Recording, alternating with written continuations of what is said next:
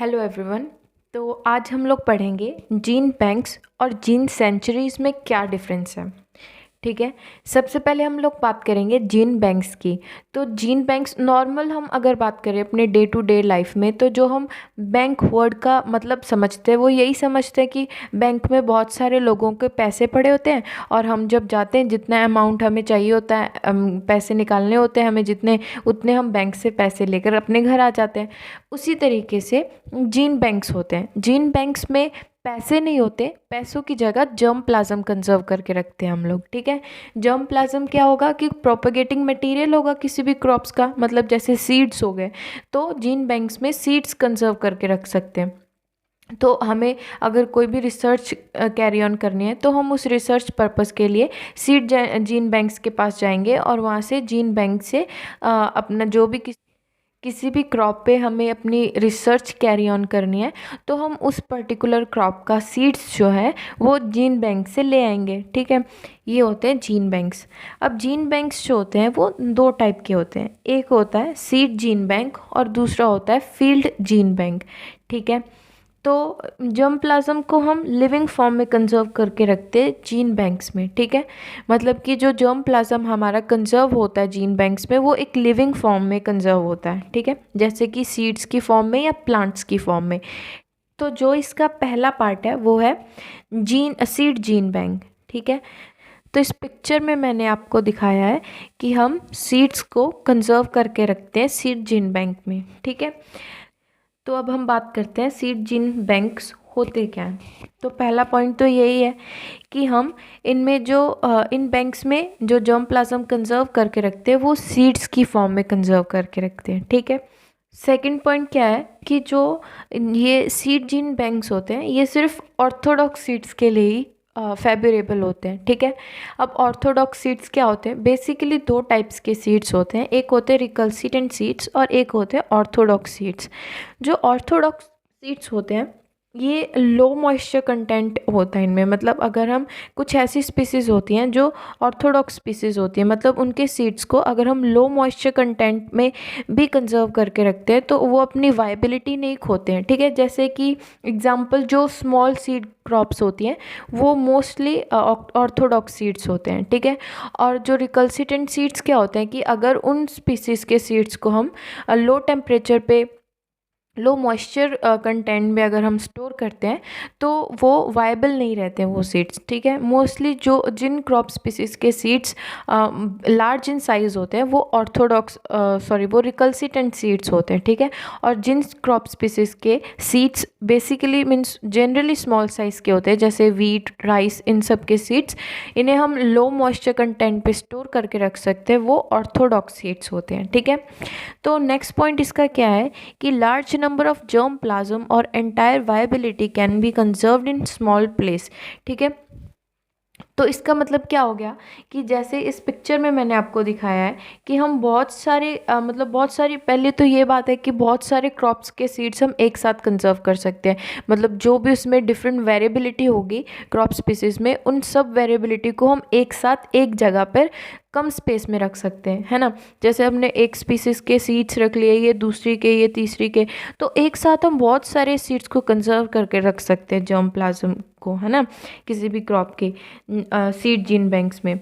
तो उसी तरीके से इसमें ये लिखा हुआ है कि जो large number of germ plasm हम एक साथ किसी स्मॉल प्लेस पे, एक सेम प्लेस पे कंजर्व करके रख सकते हैं बिना किसी दिक्कत के। नेक्स्ट क्या है कि pathogens and insects free environment. मतलब क्या होगा कि जो हम जीन बैंक्स में इन्वायरमेंट होता है वो एकदम से मतलब कि कंजर्व इन्वायरमेंट होता है, उसमें कोई डिजीज़ लगने का, मतलब जो भी जर्म प्लाज्म हम सीड जीन बैंक में कंजर्व करके रखते हैं उस पर कोई पैथोजन लगेगा या डिजीज़ लगेगी ऐसी कोई दिक्कत नहीं रहती, क्योंकि वो सब हम अच्छी कंडीशंस में मेंटेन करके रखते हैं। ठीक है। तो नेक्स्ट क्या है कि ये रिकल्सिटेंट सीड्स के लिए ये वही पॉइंट है कि ये रिकल्सिटेंट जो स्पीसीज होती है उनके सीड्स के लिए सीड जीन बैंक्स नहीं बने होते हैं। क्यों? क्योंकि उन सीड्स के जो उन स्पीसीज के जो सीड्स होते हैं वो लो मॉइस्चर पे नहीं सर्वाइव कर सकते, उनकी वायबिलिटी लॉस हो जाती है। ठीक है। उसके बाद क्या होगा कि जैसे मैंने आपको बोला है कि जो जीन बैंक्स होते हैं, जो सीड जीन बैंक्स होते हैं, उनमें पूरा कंट्रोल्ड एनवायरनमेंट होता है। तो उसी तरीके से अगर कोई पावर सप्लाई का कट हो जाएगा, तो मतलब कुछ समय तक अगर लाइट की सप्लाई नहीं होगी, तो हो सकता है वो सीड्स जो हमने जर्म प्लाज्म जो कंजर्व करके रखा है उस पे इफ़ेक्ट हो, ठीक है, उसकी वायबिलिटी लॉस हो सकती है। तो इस तरीके से ये जीन बैंक्स जो है ये बेसिकली टेक्नोलॉजी पे डिपेंड करके रखते हैं अपने आप को, ठीक है, क्योंकि हम उसे कंजर्व करने के लिए ऐसी कंडीशंस, आर्टिफिशियल कंडीशंस प्रोवाइड कर रहे हैं, तो ताकि उसकी वायबिलिटी मेंटेन रह सके। तो इसीलिए अगर पावर सप्लाई का कट हो जाएगा, तो हो सकता है कि वो हमारे जर्म प्लाज्म को ये फैक्टर अफेक्ट करे। उसके बाद सेकंड है हमारा field gene bank. Field gene bank क्या होते हैं?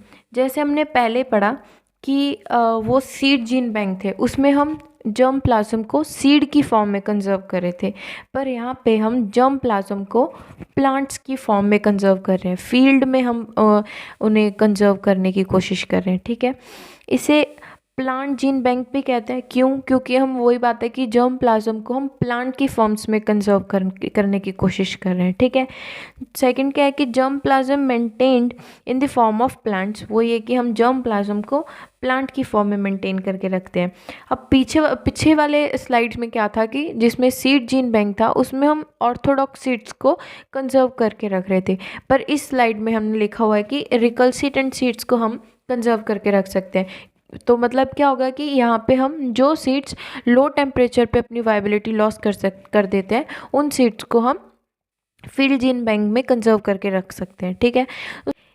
एक तो ये हो गया कि हम रिकल्सिटेंट सीड्स को भी कंजर्व करके रख सकते हैं इन फील्ड जीन बैंक्स में, और साथ ही साथ हम उन प्लांट्स को भी कंजर्व करके रखते हैं जो सीड्स प्रोड्यूस नहीं करते। जो प्लांट्स आगे सीड प्रोड्यूस नहीं कर सकते, तो उन्हें भी हम जर्म प्लाज्म, उनका जो जर्म प्लाज्म है वो हम फील्ड जीन बैंक में ही की फॉर्म में कंजर्व करके रखते हैं, ठीक है। उसके बाद क्या है, can not cover the entire, या जैसे कि हमने पीछे वाली स्लाइड में डिस्कस किया कि हम जो सीड जीन बैंक में बहुत सारी जेनेटिक डाइवर्सिटी को किसी भी क्रॉप की उसे एक जगह पर रख सकते हैं, क्योंकि हम सीड्स को कंजर्व करके रख रहे हैं ना। तो अलग अलग क्रॉप के सीड्स को हम एक डब्बे में डाल के, एक क्रॉप को एक डब्बे में डाल के सीड्स को, तो हम एक साथ बहुत सारे डब्बे रख लेते हैं, तो उससे हम एक साथ बहुत सारी जेनेटिक डाइवर्सिटी कवर कर रहे हैं, एक प्लेस पे रख सकते हैं। पर इसमें क्या होगा, जैसे ये फील्ड है ऑलरेडी, तो उसमें एक क्रॉप ग्रो करेंगे तो वो अपनी जगह लेगी, तो दूसरी अपनी जगह लेगी, तो इस तरीके से हम बहुत सारे जेनेटिक डाइवर्सिटी को एक जगह कंजर्व करके नहीं रख सकते, हमें इसके लिए बहुत सारे लैंड की ज़रूरत पड़ेगी। तो इसीलिए सीड जीन बैंक में हम एक साथ बहुत सारे वेरिएबिलिटी, जो जेनेटिक डाइवर्सिटी है किसी भी क्रॉप की, उसे एक साथ एक प्लेस पे कंजर्व कर सकते हैं। पर फील्ड जीन बैंक में ऐसा नहीं होगा, क्योंकि इसके लिए हमें बहुत ज़्यादा जगह की ज़रूरत पड़ेगी, ठीक है। नेक्स्ट क्या है, more prone to pathogen and insect. जैसे कि सीड जीन बैंक्स में क्या था कि हम लोग कंट्रोल्ड एनवायरमेंटल कंडीशंस दे रहे थे उसे, तो कोई पैथोजन या इंसेक्ट सीड्स पे जो जर्म प्लाज्म था हमारा उस पर इफेक्ट नहीं कर रहा था। पर ये जैसे फील्ड है, तो फील्ड में तो इंसेक्ट पेस्ट बहुत सारी चीज़ें आएंगी उस फील्ड पे, क्योंकि उन क्रॉप के साथ वाले प्लॉट से आ सकती है या कहीं से भी आ सकती है ना। हम ओपन फील्ड में तो हम किसी क्रॉप को या पैथोजन को, किसी इंसेक्ट को रोक नहीं सकते किसी क्रॉप को डैमेज करने के लिए। तो इसीलिए जो फील्ड जीन बैंक्स में जो क्रॉप्स कंजर्व होती हैं, उनमें पैथोजन या इंसेक्ट लगने का चांस ज़्यादा होता है as compare to seed gene bank, ठीक है। तो ये मैंने आपको पिक्चर दिखाई हुई है कि इसमें इस तरीके से प्लांट्स की फॉर्म में हम फील्ड जीन बैंक्स में जर्म प्लाज्म को कंजर्व करके रखते हैं, ठीक है। उसके बाद क्या है, जीन सेंचुरी। अब जीन सेंचुरी क्या होती है? जीन सेंचुरी का मतलब यही होता है कि हम किसी भी प्लांट को या किसी भी जर्म प्लाज्म को उसके नेचुरल हैबिटेट में कंजर्व करके रखते हैं, ठीक है। जैसे कि ये एक इन सीटू का एग्जांपल है, इन सीटू कंजर्वेशन का एग्जांपल है। तो कंजर्वेशन इन सीटू और एक्स सीटू कंजर्वेशन, ये मैंने आपको ऑलरेडी एक वीडियो में बताई हुई है, आप उस वीडियो को देख सकते हो। तो उसी तरीके से एक इन सीटू कंजर्वेशन है, मतलब हम इसे अपने नेचुरल हैबिटेट में कंजर्व करके रखते हैं किसी भी जर्म प्लाज्म को, ठीक है। मतलब कि ह्यूमन इंटरफेरेंस से वो एरिया बाहर होता है। जैसे एग्जांपल हो गया बायोस्फीयर्स हो गए, नेशनल पार्क्स हो गए, ये सब एग्जांपल होते हैं जीन सेंचुरीज़ के। इसमें हम किसी जर्म प्लाज्म को एक पर्टिकुलर जगह पे कंजर्व नहीं करते हैं, वो जिस जगह पे वो चीज़ उग रही है हम लोग उसी जगह को जाके उस एरिया को कंजर्व करते हैं। जीन बैंक्स में क्या हो रहा था कि हम कहीं जाकर उस क्रॉप के सीड्स को लेके आ रहे थे, फिर उन सीड्स को किसी दूसरी जगह पे जाके कंजर्व कर रहे थे। वो था जीन बैंक्स, मतलब हम कहीं और से लेकर आ रहे थे जर्म प्लाज्म को और किसी और जगह पे कंजर्व कर रहे थे। पर जीन सेंचुरीज क्या है कि जहाँ पे वो चीज़ ग्रो हो रही है, वो उसकी जो ओरिजिन है, हम उसी एरिया को कंजर्व करें, ना कि वो सिर्फ उस क्रॉप को, उस पूरे एरिया को कंजर्व करें, ताकि कोई ह्यूमन इंटरफेरेंस ना हो उस एरिया में और हम अपनी जो जर्म प्लाज्म है उसे कंजर्व कर सके उसके नेचुरल फॉर्म में। ठीक है, ये है जीन सेंचुरीज। अब इसका एक एग्जाम्पल है गारो हिल्स ऑफ असम। इसमें सीट्रस का कंजर्व करके रखा हुआ है।